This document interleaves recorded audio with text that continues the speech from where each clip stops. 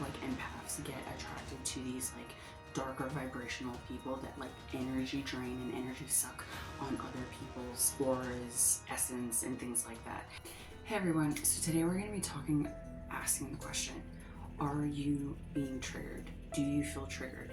Is there someone, something in your situation or energy field that is setting you off, triggering you, and what is the hidden message and shadow side? For myself, I get triggered by a lot of like, let's just talk about this.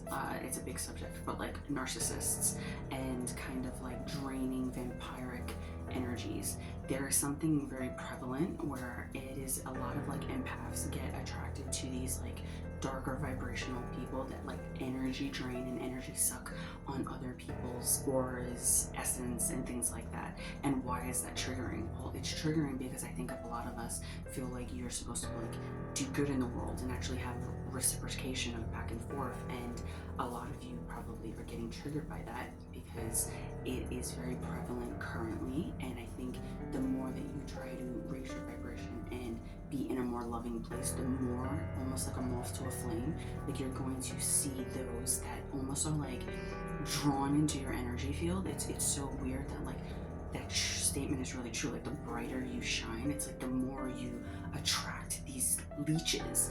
And part of what I've learned in my journey is, before I used to get really angry about it, and I'm not trying to say that it never triggers me, but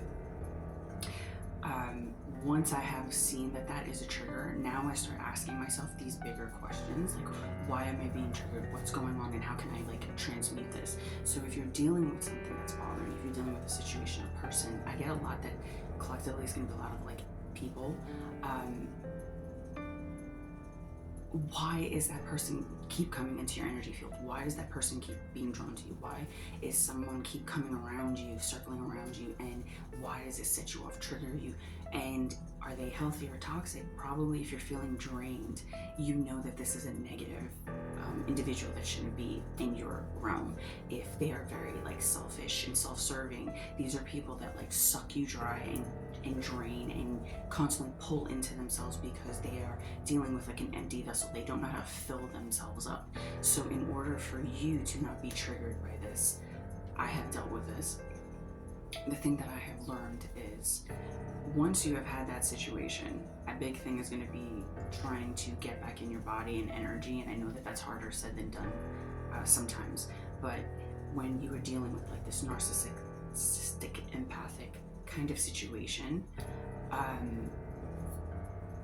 feel like once they've tapped into your like frequency and energy field, it's really hard to kind of get out of that like mind warp, because it's almost like they keep pulling and pulling and pulling on you. And one thing that I've learned is you have to like disconnect that energy connection. And in order to do that, a lot of it's going to be like, you know, sitting with yourself, meditating, and trying to find your energy again. Breathing is really good to sit back in your own energy.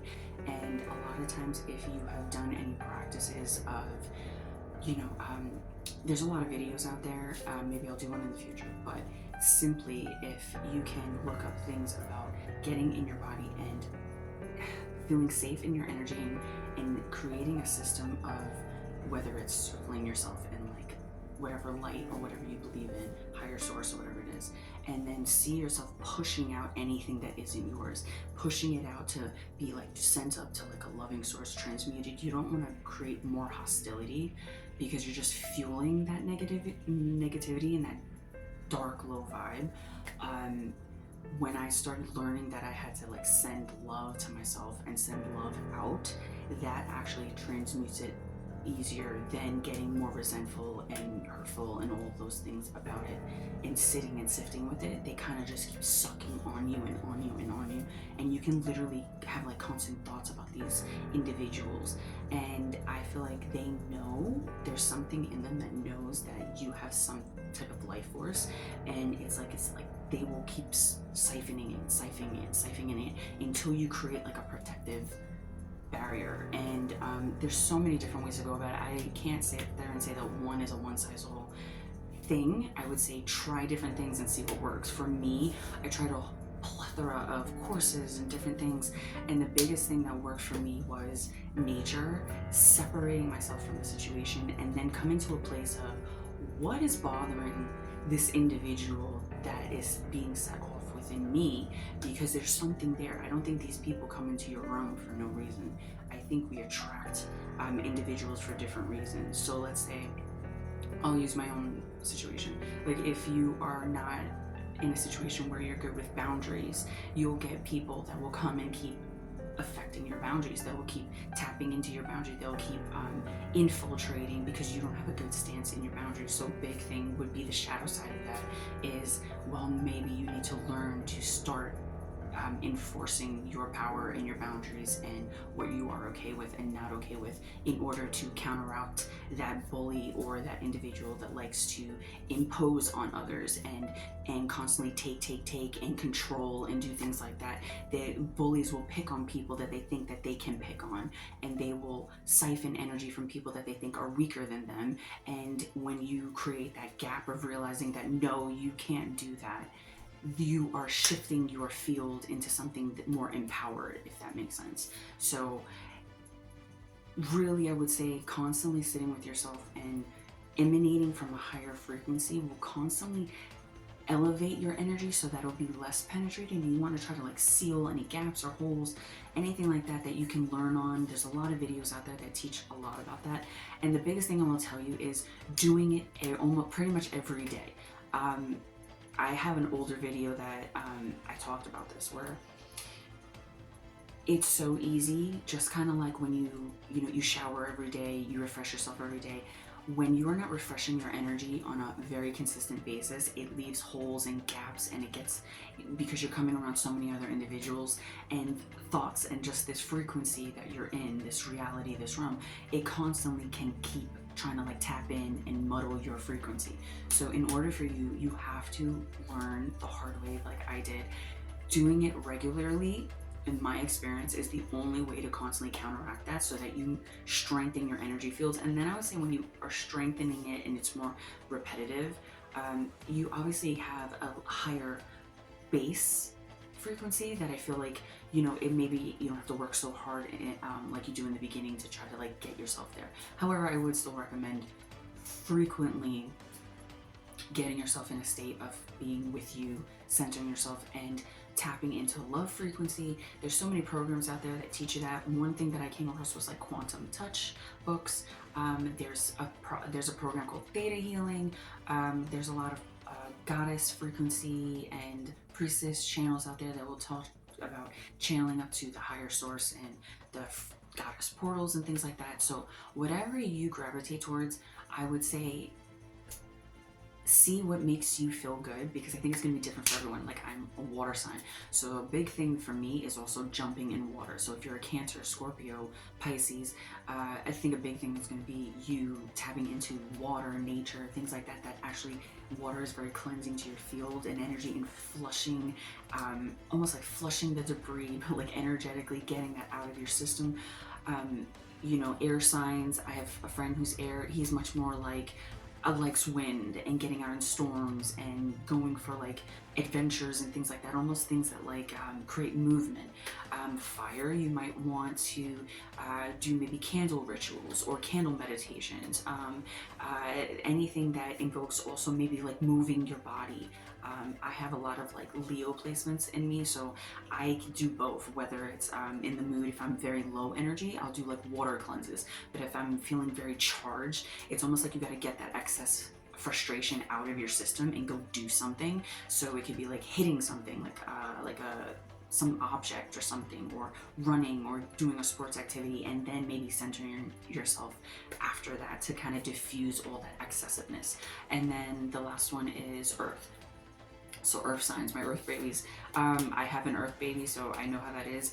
It could be going in the dirt, it could be grounding, it could be playing in the dirt, or maybe gardening. There's different things that are going to soothe your system to get you back to center, and work off of that to then keep trying to like raise your frequency and sit with yourself, so that when other people come around, you'll learn more what's your energy and what's someone else's. If you come across someone and then all of a sudden you just feel icky and you're like getting like really shaky or like uncomfortable, I have learned in my experience that it's something that you're picking up with them, because your empathic nature and your frequency just kind of like subtly knows, can feel the shift in energy around you and changes. I have felt shifts from across a park of someone just entering in the park, and then when I got closer to them, I could hear them with like being really nasty towards someone. So I'm telling you, this is something that is so important on why I feel like we get messed with energetically, the negative self-talk, the things like that. It could be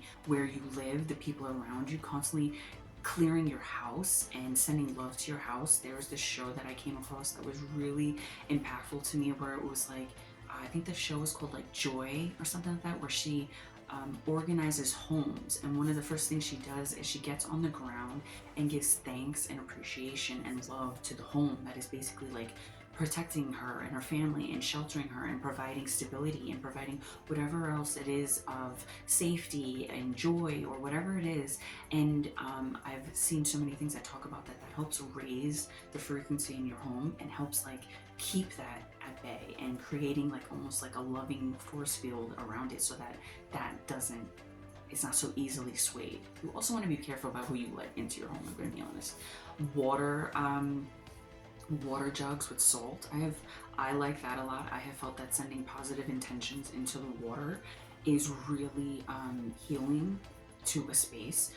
They've actually done experiments on this. I forget exactly what it's called, but it's basically like they did experiments where they sent loving, positive words or wrote it around the jar, and then they did negative ones to another jar, and it's like the one that had the positive one stood all like bright and clean, but the other one gets like nasty and murky. And I think they also did it to like rice and plants, and it's similar experiences that the one that got all the negative self-talk and the negative nasty intentions got really icky, and the other one stood clear. So that would be a big recommendation I would get if you're on this journey and realizing that you're waking up to this, you're getting into your power, you're getting into your frequency of wanting to help others, help yourself, but you're realizing that you feel up and down. And why is that? And because I've experienced this on a journey for many, many years, I've learned that honestly, a lot of times it's not you. A lot of times there's a lot going on that it's trying to mess with your frequency and can muddy it. And that would be a big tip, starting to try to help you with that. And of course, if you're coming across people where you feel toxic around them, or situations or places, I'm going to be honest, there is a lot that you can do to protect your frequency, but if that person or situation keeps coming in, you're going to keep getting messed with. You're going to keep getting someone who's trying to infiltrate you, and eventually you need separation from that situation. I have sent love out as much as possible, and I think that helps diffuse things a lot. But eventually, do you want to keep going in that situation? Do you want to keep being around in that individual? A lot of people, especially narcissists, they do not know how to maintain their own systems, and they will constantly keep trying to infiltrate yours. They can't maintain their own energy fields, and they need the intention and the energy sucking it from other people. And a lot of times you just can't be around that. You can definitely strengthen your field and tolerate it for little bits, and that I advise in general, but long-lasting effects, you're gonna probably want to get away from those people, person, situations that you feel sick around. Your body is basically trying to tell you that something's off. So that's my advice, I would say, for that. So if you appreciated that, let me know.